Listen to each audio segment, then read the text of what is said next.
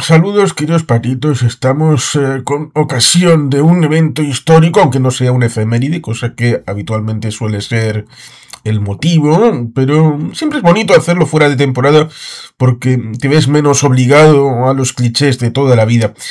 Aquí está Borja Montaño, que para los que igual tengan alguna noción respecto de Belu Martis, pasas por ser el economista de cabecera de Francisco García Campa. Así que bienvenido. Pues un placer, sí, mi amigo Paco. Le tengo mucho cariño, el viernes estaré con él y me encanta saber que, bueno, pues que tú también has escuchado el programa, estás ahí, no sé si también colaboras con Paco. Y efectivamente, pues vamos a tener una charla, Juan Carlos, si te parece, sobre 23F, porque es un episodio controvertido de la historia de España y sobre todo yo quiero decir al principio que hay mucha información clasificada. Entonces, realmente no sabemos con claridad lo que pasó aquel día. Y yo, como profesional de la historia que soy, pues este tipo de asuntos en los que no sabemos con claridad lo que ha pasado sobre algo, me parecen interesantes, ¿no?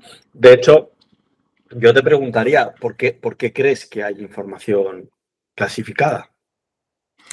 Pues probablemente por dos motivos. Uno más amplio, y es el hecho de la existencia de una ley de secretos oficiales que se ha intentado modificar por parte de un grupo llamado Grupo Vasco en el Congreso durante varias veces, que la ley es de 1968 y esa ley, cierto es que se modificó puntualmente en el 78, pero sigue siendo básicamente la misma ley, que resulta ciertamente curioso porque en el 68 es la ley de libertad de información en Estados Unidos.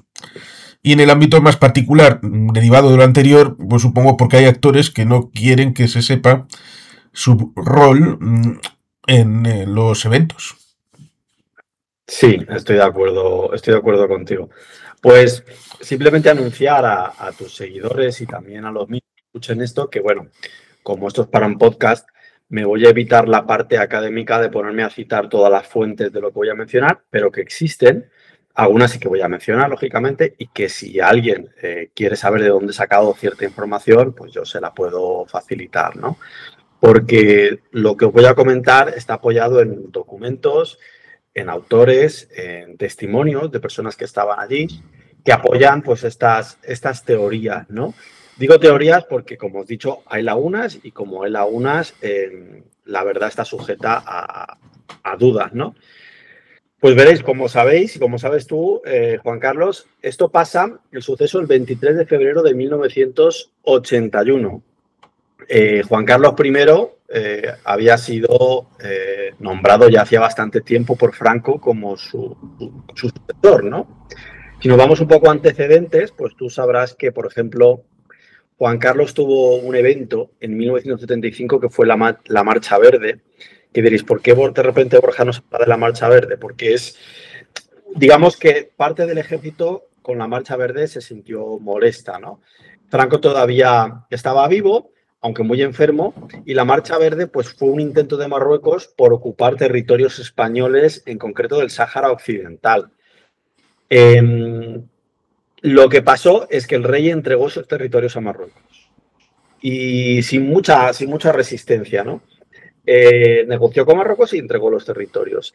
Y esto pues le sintió al ejército, le hizo, buena parte del ejército lo vio como una traición. Yo no digo que lo sea ni que no lo sea, pero que esto fue alimentando un poco aquello que algunos hablan de la transición de lo del ruido de sables, ¿no? El ejército esto pues no lo vio con buenos ojos, ¿no? Y otro antecedente histórico que tenemos que citar y que tú conoces muy bien, Juan Carlos, es, pues hay un señor que se llama Adolfo Suárez. Entonces, Adolfo Suárez es importante que sepamos que fue elegido como presidente del gobierno la primera vez a dedo y no por parte del pueblo en 1976, por parte de Juan Carlos I, ¿no? Y su objetivo fundamental, el objetivo de Suárez, era crear pues, una constitución y para eso también hizo una cosa que también alimentó lo que algunos historiadores llaman el ruido de sables, que por ejemplo tuvo que legalizar al Partido Comunista.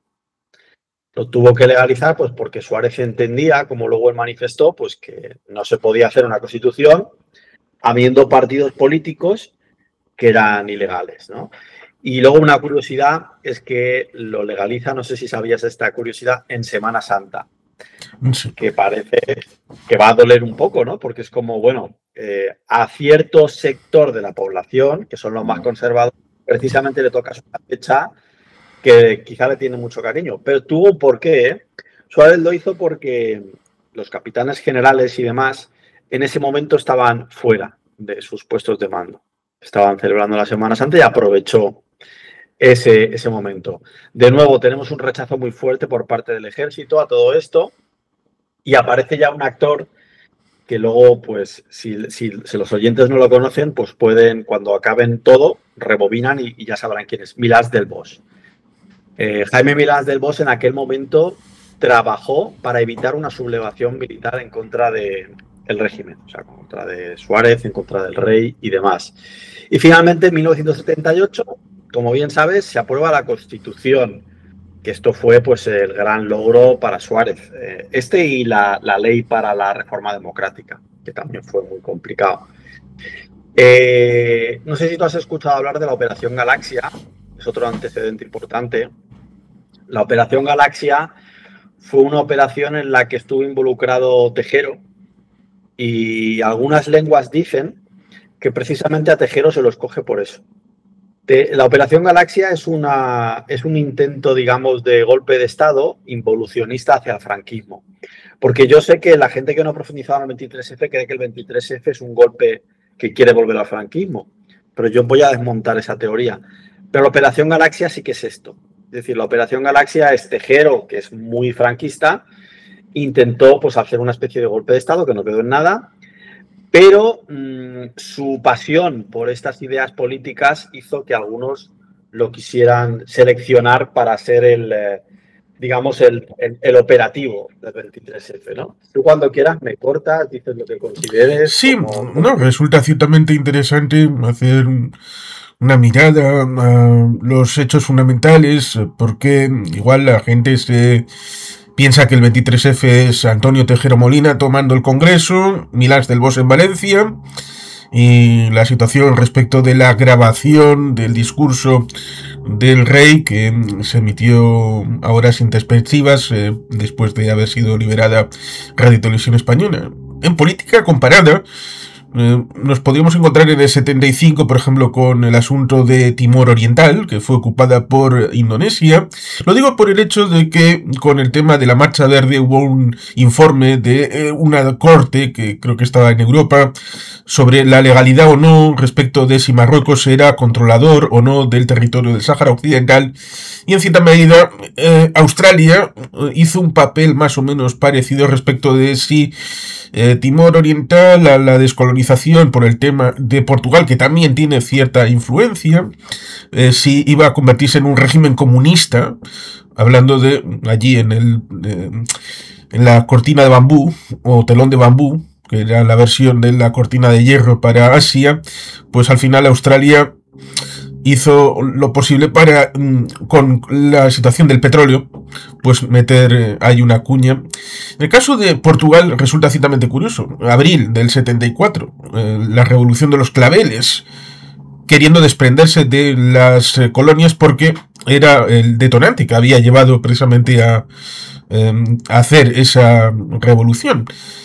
Lo cual resulta ciertamente curioso porque en septiembre del 75 hay un golpe para corregir el sistema, porque si no pensaban que se iba a ir a un régimen soviético. Estamos hablando de septiembre del 75, la muerte de Franco es en noviembre del 75 y estamos hablando del ámbito peninsular, con lo cual siempre hay elementos que pueden incidir de alguna manera respecto de el plan que tenía Adolfo Suárez González, que sí está en la terna en el año 76, y estaba ahí Torcuato Fernández Miranda, el del plan de la ley a la ley, como presidente del Consejo del Reino. Pero claro, resulta curioso. Un reino sin rey. Sin rey, pero desde el 69 con esa dupla respecto de, vale, heredero a título de rey, pero a la vez expulsando a Carlos Hugo, porque podía ser molesto.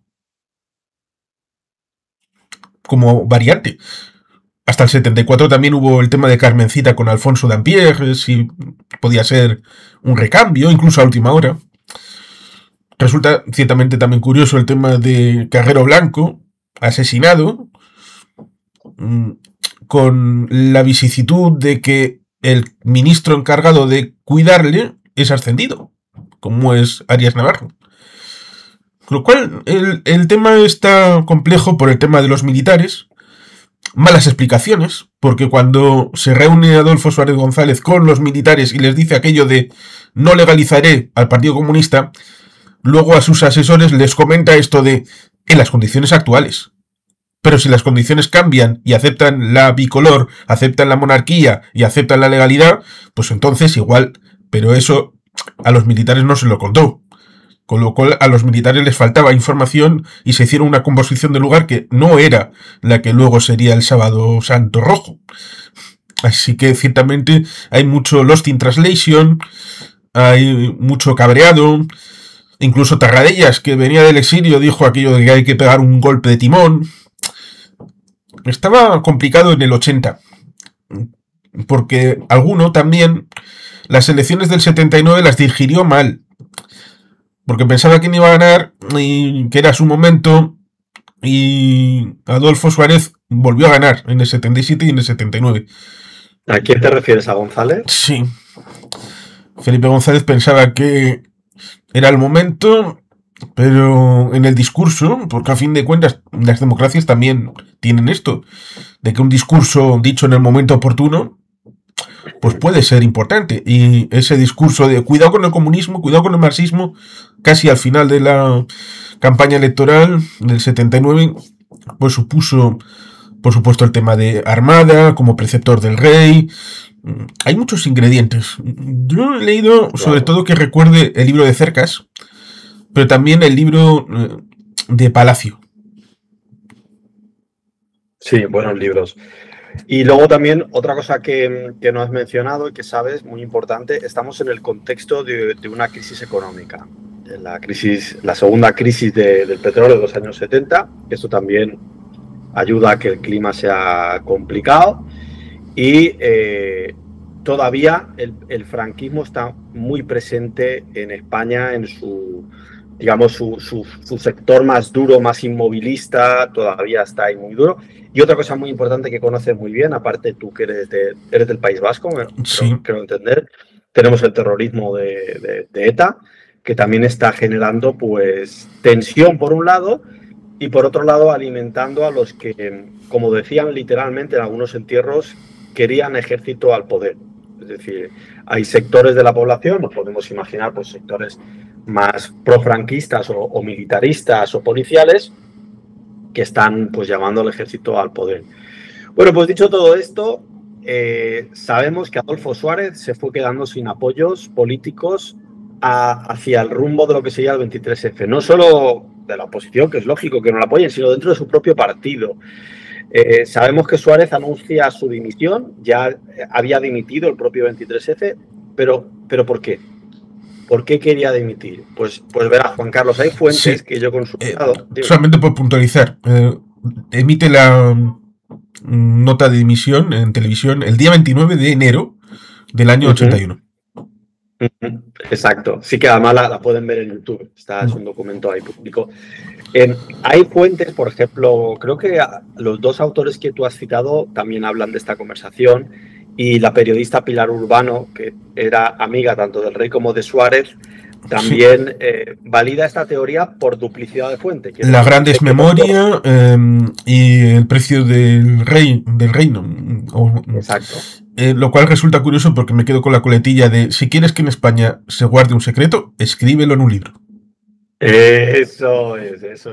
Bueno, pues lo que vienen a sostener es que Juan Carlos y Suárez tienen una conversación y que se calientan un poquito, y a Juan Carlos se le escapa decirle a Suárez que le van a hacer una moción de censura. Y pongo las comillas porque lo que no queda muy claro es si se refiere a una moción de censura política con los cauces que hoy en día conocemos, o a una operación especial que podría ser lo que luego Armada quiso hacer.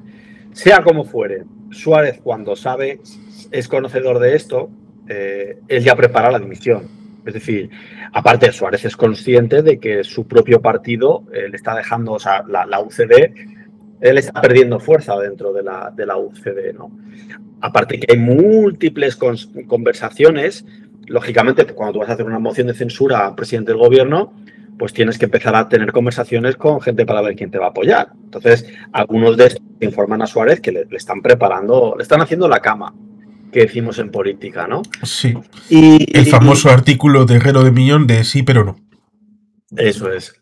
Ahora ya empiezo a meter algo que es lo ya no tan sabido, porque como te digo, sobre el 23F hay un relato oficial, pero es un relato oficial demasiado simplista, que yo pretendo un poco desmontar. Veréis, resulta ser que la discusión entre Suárez y el rey va alrededor de una cosa, y es la OTAN. Suárez no quería entrar en la OTAN. Esto la gente muchas veces lo recuerda mal, porque recuerdan que la UCD... perdón. Sí, efectivamente, por eso he hecho a Marcelino Oreja, porque se fue de la lengua. Claro, es decir, la gente se queda con la idea de que la OTAN sí quería, perdón, que me han llamado, me he despistado. Se quedan con la idea de que la UCD sí quería entrar, porque efectivamente el que va a venir después, que se me ha ido el nombre. Leopoldo Calvo Sotelo. Calvo Sotelo va a pretender esto, pero Suárez no quería entrar en la OTAN. De hecho, es que el plan de Suárez era que España tuviera un propio proyecto nuclear. El proyecto Islero.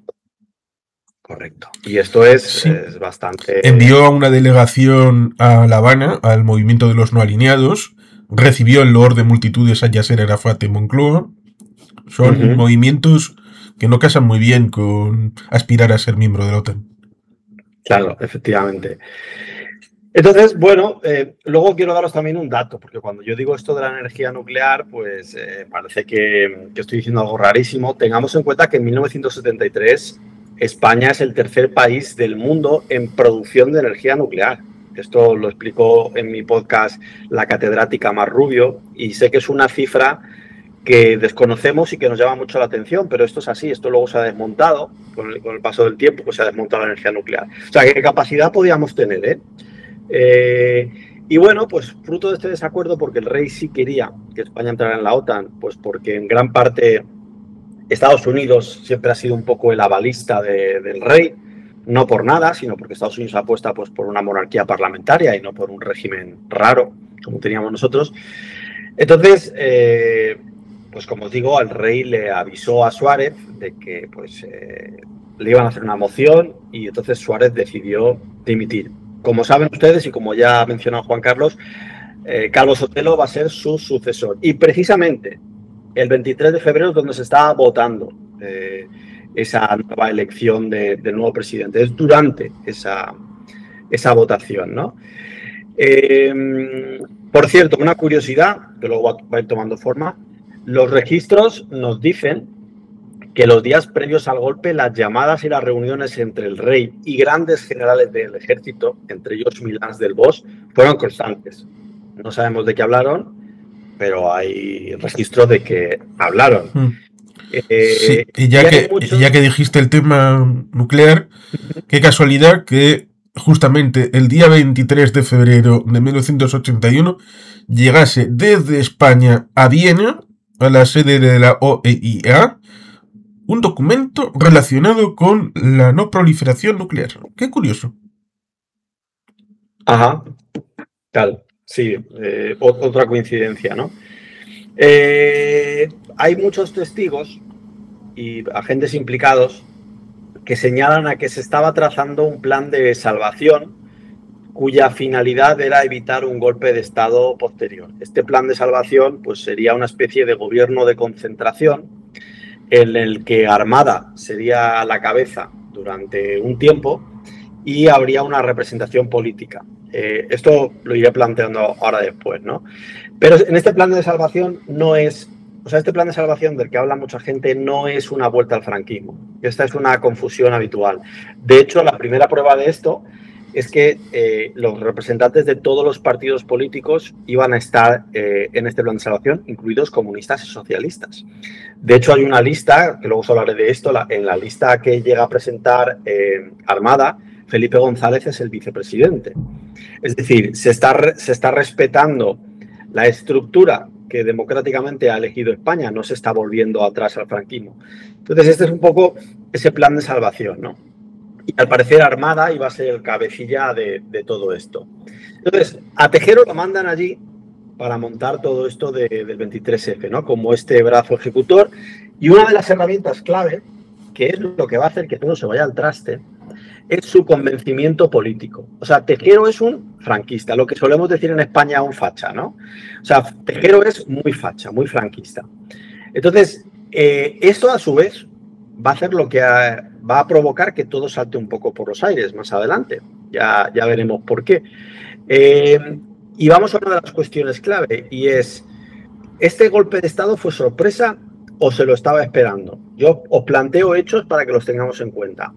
Veréis, ese día el príncipe, nuestro actual rey Felipe, no fue a clase y las infantas tampoco. Los hijos oficiales de los oficiales de Estados Unidos que estaban en Torrejón tampoco fueron a clase ese mismo día. La flota del Mediterráneo de Estados Unidos se situó a pocas millas de la costa de Valencia, se acercó peligrosa y curiosamente. Y el médico de Zarzuela se le avisó desde primera hora de la mañana para que estuviera en el palacio, que permaneciese allí. Pueden ser coincidencias, pero son una serie de hechos no justificados y un poco raros. Bueno, pues vamos al momento clave. 6 de la tarde, 23 de febrero. Se estaba realizando la votación de la que os he hablado, es decir, se estaba viendo si Calvo Sotelo era investido como nuevo presidente. Entonces entró Tejero al mando de un grupo de guardias civiles al Congreso de los Diputados. Más o menos 6 y cuarto. Más o menos a las 6 y cuarto. Luego hay una curiosidad que no cambia nada y que no es trascendente, pero es un hecho histórico bonito y digno de ver, ¿no? Y es que cuando Tejero entró, porque entran armados y pegan unos disparos al aire, esto lo pueden ver ustedes gráficamente, el exministro de Defensa, y que era actualmente vicepresidente, el señor Gutiérrez Mellado, se levantó y lo tuvieron que digamos que reducir a empujones y con una especie de llaves, porque bueno, pues era un militar al que no le imponía demasiado Tejero y sus hombres, ¿no? Entonces, digamos que se encaró con ellos, ¿no? Es que era su superior. Era su superior, efectivamente. Y él no estaba informado de qué carajos estaban haciendo ahí. Matizar que en aquel momento era vicepresidente primero del gobierno para asuntos de defensa de España. De hecho, voy a romper un mito. Hay un mito que dice, fíjate Juan Carlos, que la Guardia Civil dio un golpe de Estado, pero es falso. Y te voy a decir por qué. La gente que acompaña a Tejero eran guardias civiles, pero pensaban que estaban ejecutando órdenes de la Guardia Civil, porque Tejero actuaba como Guardia Civil. Pero cuando esto se produce, el mando de Tejero le ordena a Tejero que cesen lo que está haciendo. Es decir, hay un momento en el que ya no es la Guardia Civil, sino que es el propio Tejero el que se ha desvinculado de la Guardia Civil y está haciendo esto sin el respaldo de la Guardia Civil. Y los guardias civiles, claro, también fueron absueltos la mayoría, menos los mandos, porque pensaban que estaban obedeciendo órdenes de la Guardia Civil, pero en realidad hay un momento en el que solamente están obedeciendo órdenes de Tejero, ya no de la Guardia Civil, ¿no? Bien, los golpistas pegaron unos disparos al techo, que también pueden ver y que están actualmente ahí. La mayoría de los diputados se refugiaron en el suelo. Otra curiosidad bonita, dime. Salvo 3. Salvo 3, exacto. Gutiérrez Mellado, ajá. Adolfo Suárez y Santiago Carrillo. Eso es. Carrillo dijo, si van a matar a alguien, es a mí. Él dice que bueno, que no es que sea más valiente, porque a veces decían que era como muy valiente y tal. Decía, no, es que, a ver, si van a matar a alguien y son franquistas, van a por mí el primero. Entonces Carrillo se quedó ahí tan tranquilo, ¿no?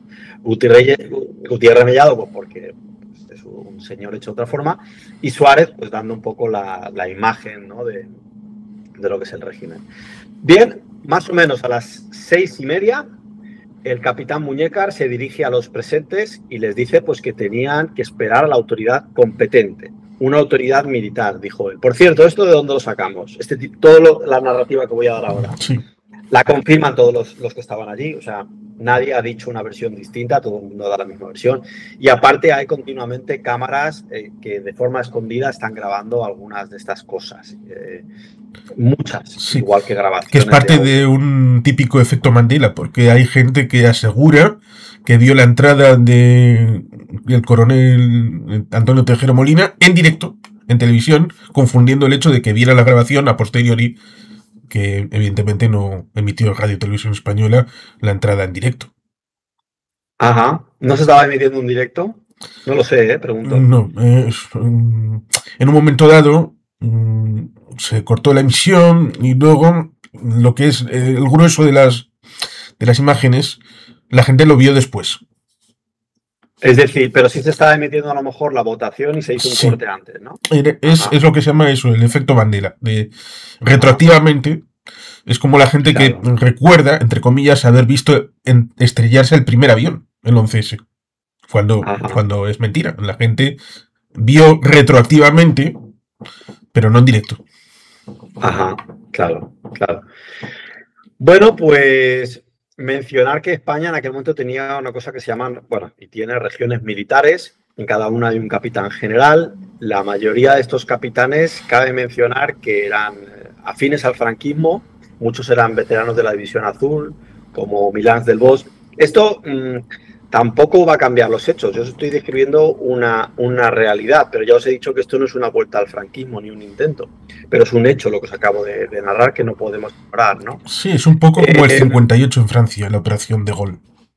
Muy parecido, muy parecido.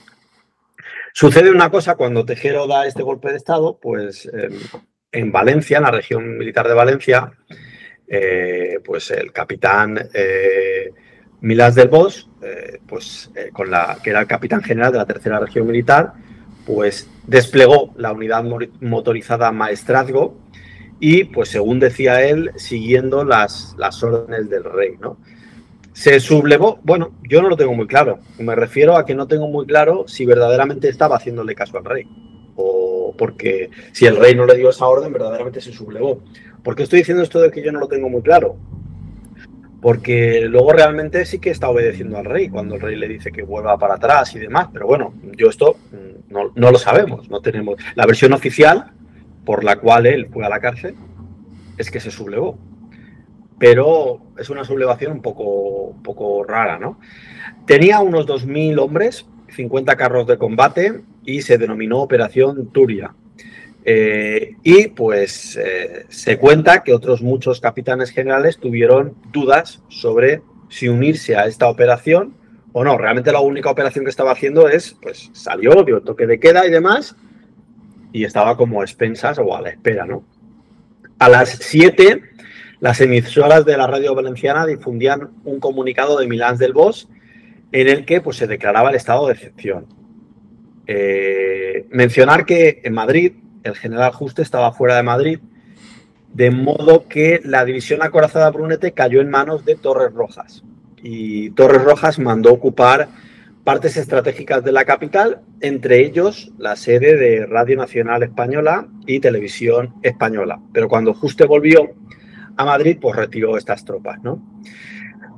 Sucede una cosa muy interesante a las 7:40, de la cual, pues como os digo, hay múltiples testimonios, los propios implicados y la gente que lo está viendo. Tejero coge a Suárez por el hombro y se lo lleva. La gente pensaba que lo iban a matar. Y más tarde se llevan a Gutiérrez Mellado, a Felipe González, a Alfonso Guerra, a Santiago Garrillo, a Agustín Rodríguez Sahagún, que era el ministro de Defensa, y se los van llevando a una sala en la que van teniendo conversaciones con ellos, ¿no? Como os he dicho, muchos de los presentes creen que los van a matar, ¿no? A las 9 se anunció un gobierno provisional que estaba formado por subsecretarios de todos los ministerios y el presidente era Francisco Laina. Y, por cierto, ¿dónde estaba el rey? Eso a mí me resulta muy interesante, Juan Carlos, porque sabes que la versión oficial dice que el rey desmontó el 23F. Sí. Pero cuanto más lees el 23F te das cuenta de que cuando ya el 23F se había desmontado por sí mismo, entonces el rey habló. Quiero decir, yo que he estudiado este tema en profundidad, puedo afirmar que el rey no desmontó nada. Cuando el rey sale a comunicar, el 23F ya ha explotado. ya ha estallado, lo vamos a ver cómo sucede esto, pero bueno, no me adelanto. ¿Dónde está el rey? El rey está en Zarzuela y sabemos, porque están los registros, que está hablando por teléfono con todas las regiones militares. Las conversaciones fueron grabadas, pero estas son material clasificado. No las hemos podido escuchar, no sabemos de qué habló con ellos, ¿no? Lo que sí sabemos son algunos documentos de Estados Unidos que, al parecer, los documentos que Estados Unidos ha desclasificado sí nos evidencian que Estados Unidos sabía que esto iba a pasar. Y sobre todo, el casus belli, en terminología histórica, para que nos entendamos, era que Suárez no quería que España entrase en la OTAN y que Calvo Sotelo sí, y que se iba a hacer una estrategia para que España estuviera en la OTAN. Pero esa estrategia no pasaba por Calvo Sotelo, pasaba por un plan de emergencia que era el que iba a liderar Armada. Esto era un poco lo que Estados Unidos tenía una relativa constancia, ¿no? Bien. Sí, con lo cual se podría especular con que en la parte de la OTAN, Suárez, al dar paso a Leopoldo Calvo Sotelo, que sí era favorable, estaría en cierta medida desactivando una de las bases del propio golpe. Efectivamente. Una de las teorías que señala mucha gente, que tú acabas de decir, Juan Carlos, es que el propio golpe entró en fuera de juego. No sé si la audiencia sabe mucho de fútbol, pero la idea es, el golpe tenía un sentido, pero en el momento en que ya se está eligiendo a Calvo Sotelo, el propio sentido del golpe ha dejado de existir. Y ahí es donde algunas personas señalan a que realmente, cuando ya se está eligiendo a Calvo Sotelo, es la ilusión que le había hecho a gente como Armada el tomar ese protagonismo temporal, lo único que queda de fundamento en el propio golpe. Porque ya, y de hecho hay algún documento por ahí que atestigua que Estados Unidos ve conveniente que la vía sea la democrática, es decir, la vía de Calvo Sotelo, no la vía, digamos, de Armada, a menos que no quede otro remedio. Es decir, que el golpe que quiere hacer Armada hubiese tenido más apoyo o cierto apoyo si hubiese estado Suárez. Era un golpe contra Suárez. Pero como se está haciendo contra Calvo Sotelo, su propio argumentario ya no tiene sentido. Ya no tiene sentido. Por cierto, una curiosidad. Cuando antes os he dicho que el rey se había enfadado con Suárez, pues se cuenta que el rey eligió a Suárez y el personaje que tú has hablado antes, Torcuato Fernández Miranda, que fue quien le dio la idea. Porque decían que era un tío joven, ambicioso y obediente.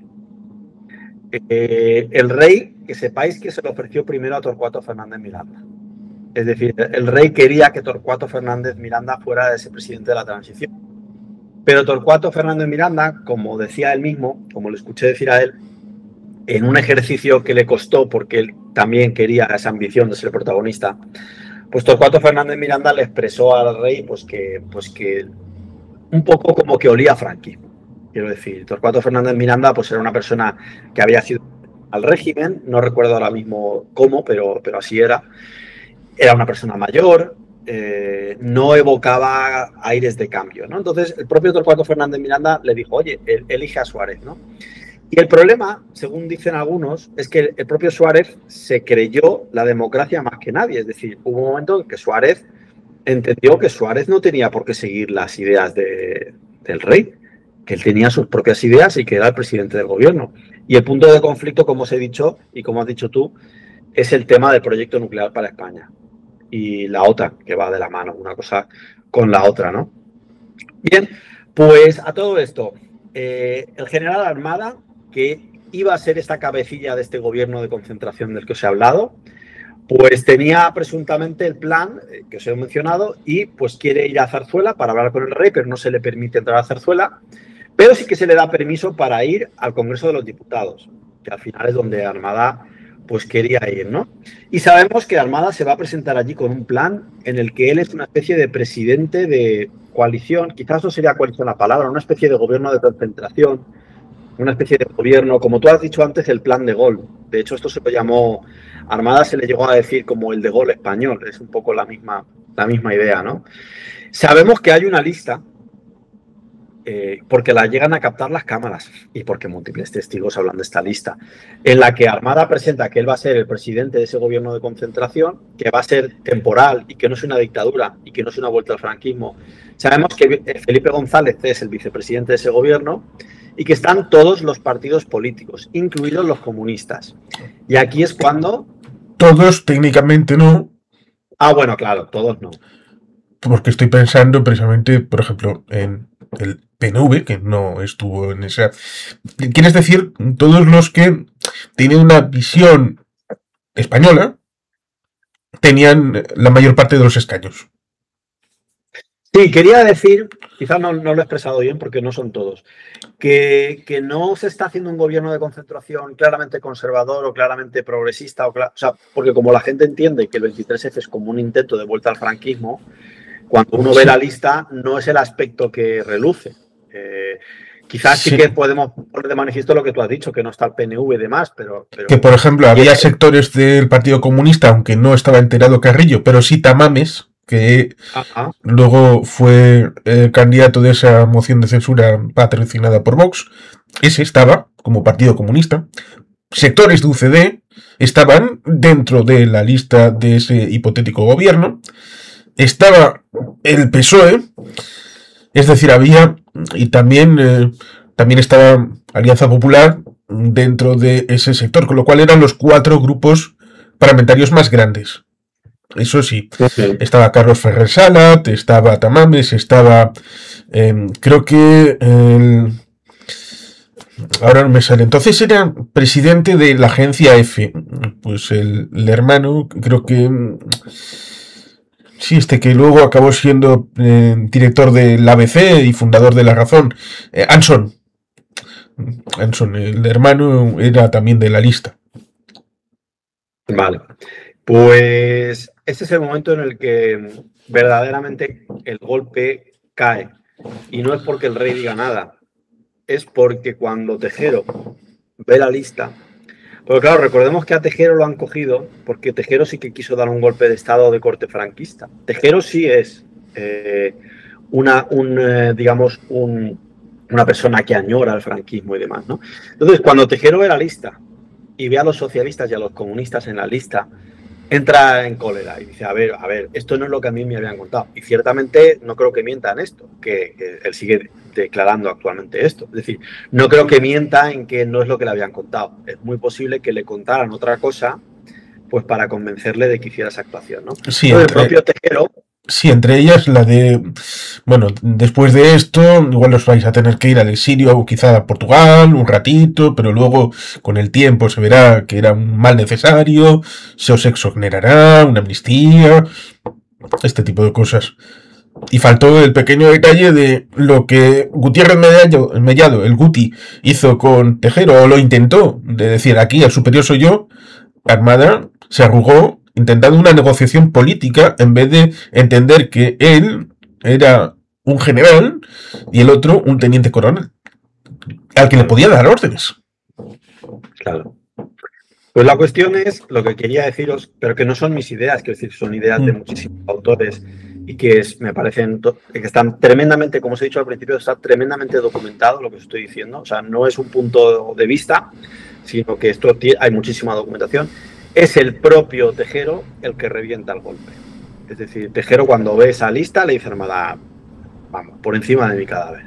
Entonces, en ese momento el golpe toma otra deriva y se convierte en una especie de secuestro temporal de Tejero a la gente del Congreso, cuya finalidad es negociar cómo salir de ahí y negociar pues un poco pues quién se va a llevar qué castigo, digamos, qué cárcel, qué no cárcel, etcétera, etcétera, porque el propio golpe ya ha fallado y todavía el rey no ha dicho nada, ¿no? Es decir, a las 23:50 fue cuando Armada había llegado al Congreso, que esta cifra no la había dicho la hora, y fue cuando pues Tejero le dice que no, que esa lista pues que no va a ser.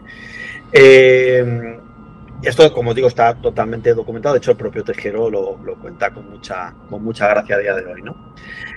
Se cuenta que Milans del Bosch llamó por teléfono a Tejero.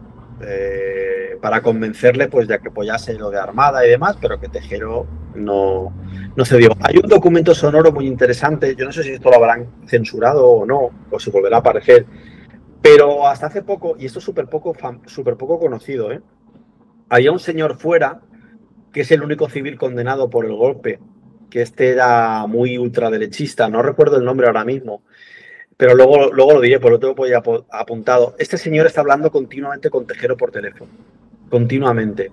Y es muy interesante escucharlo, porque entonces te das cuenta de lo que Tejero creía que estaba haciendo. O sea, Tejero utilizaba a este señor como enlace para hablar con su mujer, etcétera, etcétera. Y entonces tú te das cuenta ahí de todo lo que Tejero cree que está haciendo.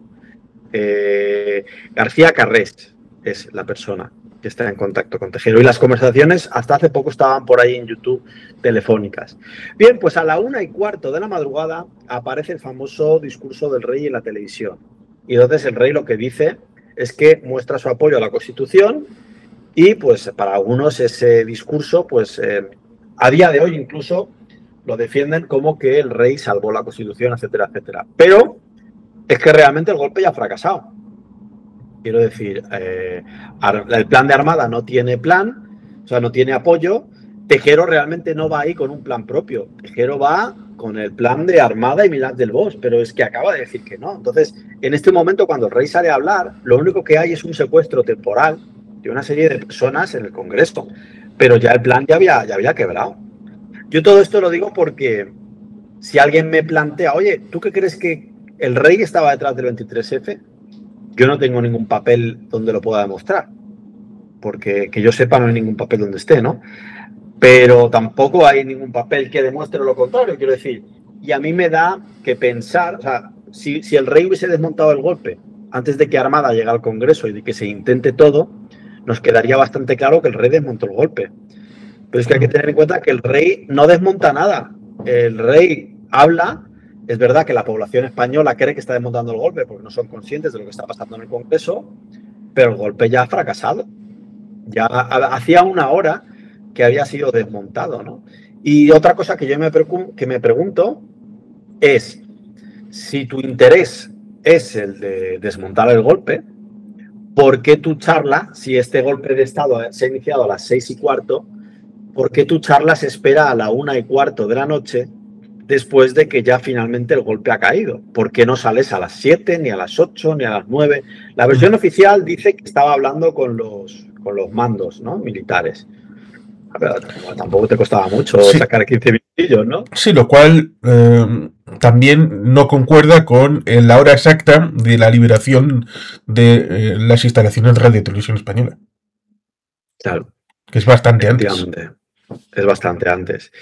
A mí no me parece justificada la elección de la hora en la que el rey comunica a los españoles su decisión, más que por el hecho de que ya se había caído el golpe y que tampoco queda otra.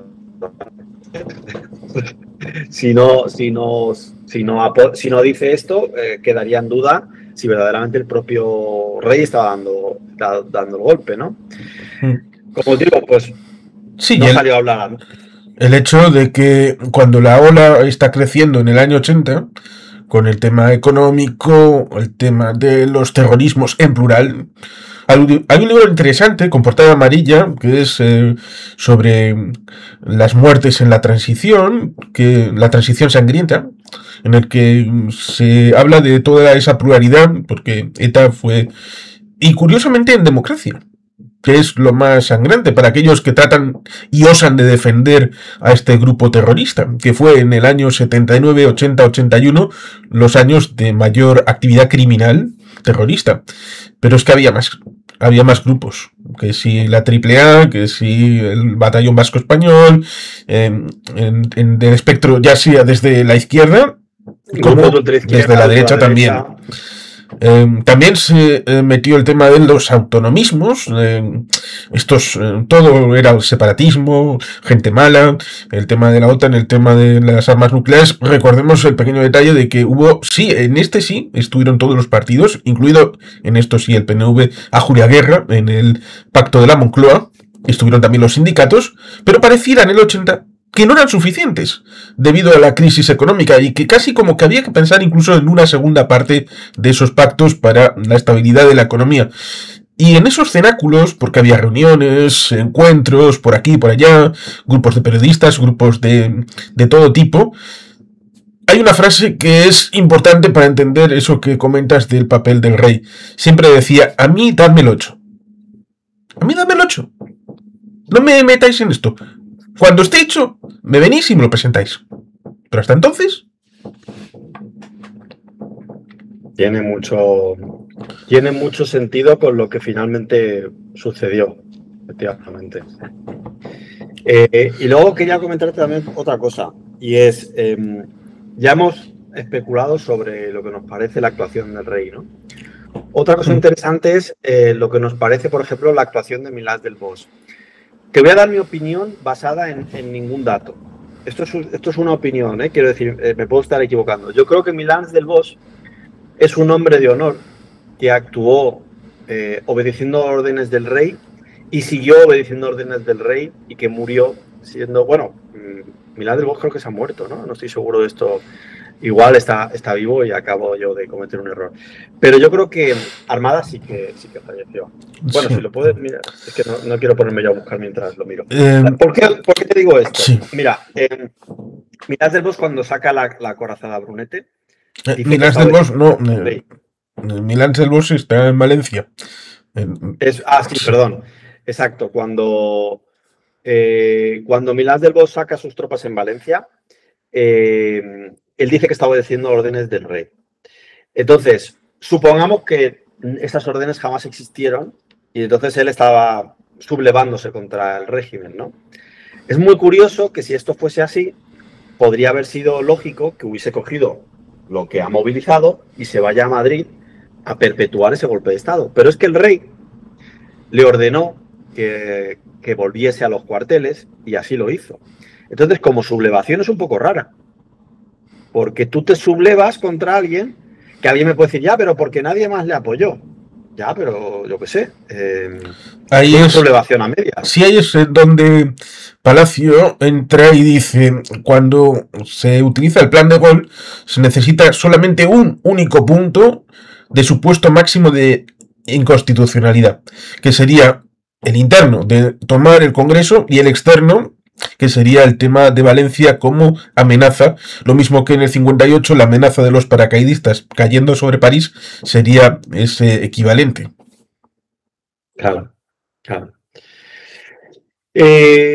Mencionar que Tejero se quedó como solo cuando ya rompió con Armada y a las 10 de la mañana se permitió la salida de las diputadas del Congreso y a las 10:30 Tejero y Armada negociaron las condiciones de su rendición y de su entrega, ¿no?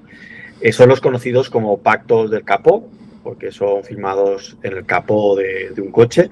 Un fotógrafo le hizo una foto, porque una de las condiciones de Tejero es que no hubieran cámaras, ¿no?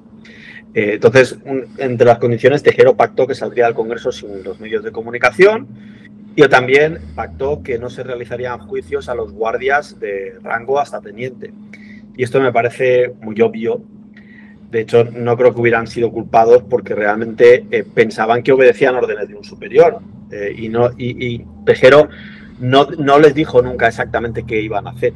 Entonces, también me parece lógico que no se les juzgase, ¿no?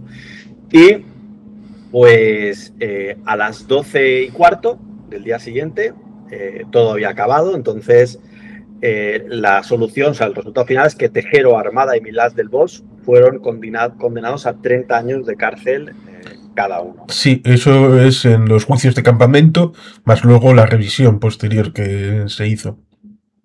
Efectivamente. Algún dato interesante, por ahí están también las conversaciones de Juan García Carrés, es súper poco conocido, que también fue condenado por el golpe y que es el enlace que está utilizando Tejero para hablar por teléfono fuera. Esto, si el oyente luego lo quiere escuchar en YouTube o donde lo pueda encontrar, nos da un dibujo muy claro de Tejero que cree que está haciendo. Porque ahí lo vemos que todo lo que hemos comentado ahora es lo que Tejero cree que está sucediendo. Es decir, no hay otra otra explicación, el propio Tejero pues matiza todo esto, ¿no? Sí, efectivamente hay elementos interesantes y debatibles porque, por ejemplo, con el tema de las capitanías, se dice, si el rey hubiera querido que se sublevaran, teniendo la herencia de el mandato de Franco de que este es el que dirige el ejército, si hubiera querido, les podría haber a Merry Gordon y a todos los demás, oye, salid, porque esto es importante. Y como no lo hizo, es porque estaba del lado de los que estaban en contra del golpe. No sé si puede servir de elemento cuestionable. Lo mismo que el señor Armada fue sacado de la centralidad del ejército y enviado a Lleida, donde en 1980 tuvo alguna reunión, ahí curiosa, de gente que fue luego sacada de la posibilidad de ser enjuiciados o siquiera llamados como testigos en el juicio de campamento. Estoy hablando de algún socialista por ahí. Y el hecho de que volviera como segundo jefe contra la opinión de Suárez, pero con la firma de su ministro de Defensa, el señor Sahagún, que con el correr del tiempo, antes de morir, acabaría siendo alcalde de Madrid. Y claro, para nombrarle segundo jefe se necesitaban 2 firmas. Y ninguna de ellas era de Adolfo Suárez, pero una era del rey. Así que ciertamente hay cosas curiosas como el famoso aserto de ni está ni se le espera de una personalidad que en el 93 caería en desgracia, como es Sabino Fernández Campo. Yo, sobre una de las cuestiones que has dicho, creo que te puedo dar una explicación, y es cuando has dicho lo de que el rey podría haber llamado al resto de las capitanías generales a apoyar esto. Es que yo creo que aquí el problema que hubo es que el rey apoyaba esto cuando estaba Suárez, pero en el momento en que se está haciendo ya la moción de censura y está siendo elegido Calvo Sotelo, ni Estados Unidos, que es un actor que se le suele olvidar en cuanto a lo del 23F, ni el propio rey, que sus motivaciones se podrían parecer un poco a las de Estados Unidos en cuanto a lo de la OTAN, ya no tiene sentido. O sea, es hacer un barro que es muy innecesario. Es decir, en el momento en que la vía democrática normal, sin recurrir a estados de excepción, etcétera, puede solucionar el problema, esto es un barro innecesario para el rey, y posiblemente el rey haya en algún momento, y yo no tengo ni idea de esto porque no hay ningún documento que lo testigue, haya podido ser ambiguo, como tú decías, aquello de a mí dádmelo hecho. Pero claro, ya se lo dieron hecho, pero ya no tenía sentido porque ya se estaba eligiendo a Calvo Sotelo. Entonces, quizás por eso. Otra teoría que yo he escuchado, se la ha escuchado a algún vasco y que es no hay ninguna prueba de esto, ¿vale? Yo he escuchado a gente plantear la hipótesis de que en los pactos del Capó pudiera estar la creación del GAL. Como que Tejero también pidió una especie de mano dura para esos apoyos que sí representaba Tejero, que son esos apoyos del militarismo duro y los mandos policiales, etcétera, etcétera, ¿no? No lo sé. Simplemente yo lo he escuchado decir a alguna persona sobre todo esto, ¿no? Y bueno, hay libros que apoyan nuestra teoría, hay un montón. Lo curioso de esto es que tú coges un libro de texto de bachiller de historia y te siguen dando la versión oficial, que tiene un montón de agujeros. Por ejemplo, hay un libro denominado 23F, el golpe del CSID. CSID es el actual CNI de Palacios, de Jesús Palacios. No sé si me lo has mencionado tú. He citado a Palacios, que tiene 2 libros. Uno es el que publicó en Planeta y otro es este que tengo justamente aquí arriba, que es El Rey y su secreto, que ese ya no fue publicado en Planeta. Claro. Luego hay otro libro de José Ignacio San Martín López, que falleció en junio de 2004 y era jefe del Estado Mayor de la División Acorazada Brunete. Fue condenado a 10 años de cárcel. Se llama el libro Apuntes de un condenado por el 23F. Y este libro se publica póstumamente. Lo publica su hijo por su encargo. Y también declara más o menos lo mismo. De hecho, os voy a citar una frase literal suya, ¿vale? Sin interpretación.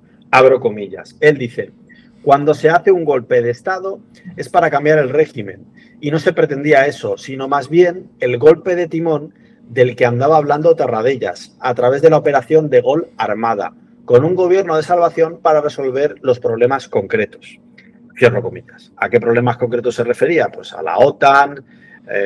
Al final es pues al papel en geopolítica que quería tener España. Porque la OTAN no es más que geopolíticamente dónde queremos estar. Un poco el problema era este. Yo sé que la opinión pública de España lo vendió de otra forma, como si quisiéramos ser más belicistas, menos belicistas, pero era ver geopolíticamente quiénes queríamos ser. Sí, en cierto sentido, si bien no era una búsqueda de volver al franquismo, lo cual, pues evidentemente es el comodín que puede uno meter, sí era la apelación a un cirujano de hierro. Alguien que pudiera coger el bisturí y sajar esos problemas que no se confiaba que la democracia fuera a solucionar, abrir un pequeño paréntesis para luego retomar la actividad. Lo digo porque, por ejemplo, con el tema autonómico, recordemos que en 1980 solamente había 2 autonomías, luego entra Galicia y después Andalucía, con lo que había supuesto el día 28 de febrero con Jaén y Almería, que se resolverá ex post con la ley de referéndum, ley orgánica de referéndum, para volver a meter mano en las urnas de Jaén y Almería especialmente, y que daría lugar precisamente al café para todos. Andalucía es la que abre la puerta, lo cual resulta curioso porque Asturias será la que la cierre, siendo la primera que va por la vía lenta. Lo digo porque en ese verano del 81 está la Loapa, una Loapa que será atacada por vascos y catalanes, y en agosto, con Agostía, en agosto del 83, es cuando la tirará bajo el Tribunal Constitucional. Pero en principio, más allá de lo de los GAL, parece más o menos razonable pensar que en el Pacto del Capó estaba implícito el tema del embridar. Oye, que esto se ha ido más de madre, y todo el tema de las autonomías, separatismos, la unidad de España, cosa que era importante para el legado aquel de atado y bien atado, y por lo tanto era también un combustible que animó lo mismo que los funerales, el ver toda esta gente, pues podía ir en contra de una cosmovisión que había sido durante muchos años la realidad de la España oficial. Claro. Pues esta era la charla que quería compartir contigo, Juan Carlos, y me parece interesante sobre todo por un motivo, y es que es uno de los aspectos de la historia de España que creo que se está difundiendo desde el punto de vista de la academia. O sea, con el 23F hay un relato oficial, y a mí siempre me ha llamado mucho la atención que el relato oficial se ha desvinculado de lo que la inmensa mayoría de historiadores, desde un punto de vista imparcial, entendemos que sucedió. Es decir, cuando digo de un punto de vista imparcial, yo a veces cuando a mis chicos les cuento lo del 23F, me refiero a mis alumnos de la universidad, a veces me pueden poner cara de como si yo fuera Iker Jiménez en Cuarto Milenio. Pero tú luego entras a canales de YouTube de historia muy normales, de difusión masiva, algunos de ellos de amigos míos, como Academia Play, por ejemplo, de mi amigo Javier Rubio. Y es que lo que os acabo de contar es, a día de hoy, la versión oficial que trabajamos en historia. Pero en los libros de texto de bachiller lo que surge es otra cosa muy distinta, que es la que tú conoces y yo conozco, ¿no? De que hubo unos señores que intentaron hacer un golpe de Estado involucionista al franquismo, y esto no es así. El 23F no es eso, es otra cosa. Es un intento de golpe de Estado, pero para otras cuestiones, ¿no?